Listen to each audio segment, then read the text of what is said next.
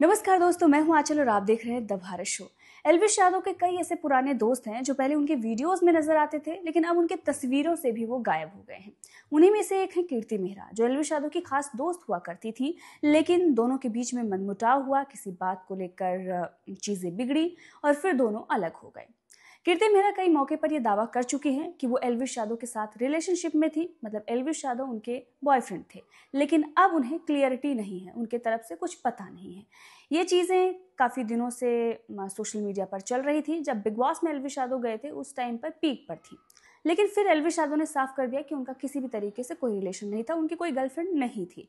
जिसके बाद कहा यह जा रहा है कि एल्विश यादव ने मानने से इनकार कर दिया, या कुछ ऐसा बड़ा हो गया कि एल्विश यादव ने उस चीज़ को पूरी तरह से डिलीट कर दिया है। अब उनके फैंस भी कीर्ति मेहरा को एल्विश यादव की एक्स गर्लफ्रेंड नहीं मानते हैं, लेकिन कीर्ति मेहरा इस बात को लेकर दावा करती हैं। लेकिन अब कीर्ति मेहरा का नाम जुड़ता है अज्जू के साथ। जी हाँ, एल्विश यादव के ही दोस्त हैं अज्जू, और उनके साथ कीर्ति मेहरा का नाम कई मौके पर जुड़ा है। सोशल मीडिया पर काफ़ी चीज़ें हुई हैं, कीर्ति मेहरा ने कई बार इस पर सफाई भी दी है।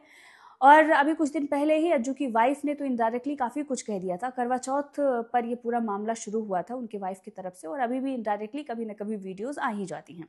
अब डायरेक्टली तो चीज़ें समझ में नहीं आती, लेकिन इनडायरेक्टली होती है, फिर उसके बाद उधर से रिप्लाई होता है, और फिर कहा जाता है कि सोशल मीडिया पर बहुत निगेटिविटी हो गई है। अज्जू ने भी टॉक्सिक और पता नहीं क्या क्या कहा था कि ऐसा मत करो, लेकिन खुद ही ये लोग आपस में गेम खेलते रहते हैं, कभी वो उन पर, कभी वो उन पर, कभी वो उन पर।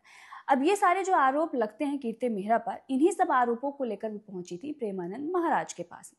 प्रेमानंद महाराज को आप सभी जानते हैं, जिनके भी लाइफ में कोई ऐसी समस्या होती है जिसका समाधान वो नहीं कर पाते हैं, या उनका बौद्धिक स्तर उतना नहीं होता कि उतना वो सोच पाएं या कोई हल ढूंढ पाएं, तो वो पहुंचते हैं प्रेमानंद महाराज जैसे लोगों के पास।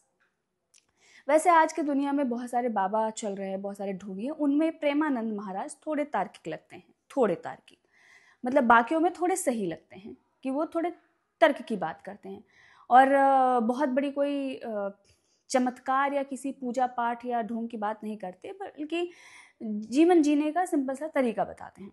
हालांकि बहुत सारी चीज़ें उनको लेकर भी सोशल मीडिया पर होती रहती हैं, कई सारे सवाल भी उनको लेकर भी खड़े होते हैं, लेकिन जब उनके दरबार में कीर्ति मेहरा पहुंची, उन्होंने कहा कि जब कोई बड़ी गलती हमने नहीं की है और उसके बाद भी अगर हमें नफरत मिल रही है या हेट मिल रहा है, तो हमें क्या करना चाहिए। अब इस सवाल का क्या जवाब प्रेमानंद महाराज ने दिया है, सुनिए। कीर्ति मेहरा जी, राधे राधे। राधे राधे महाराज जी। महाराज जी, आपके चरणों में कोटि कोटि प्रणाम। महाराज जी, बहुत बार जीवन में ऐसा समय आता है कि गलती ना होकर भी मतलब हम गलत सिद्ध हो जाते हैं, तो महाराज जी हमें उस समय जवाब देना चाहिए, सही समय पर राधा रानी पे छोड़ देना चाहिए? नहीं, जवाब देना चाहिए अपने को।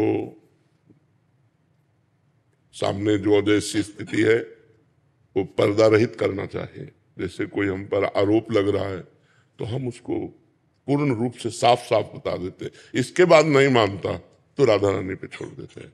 पहले अपना कर्तव्य होता है, जैसे हमें कोई आरोपित कर रहा है किसी बात को, तो हम उसके समक्ष अपनी सत्यता प्रकाशित करें।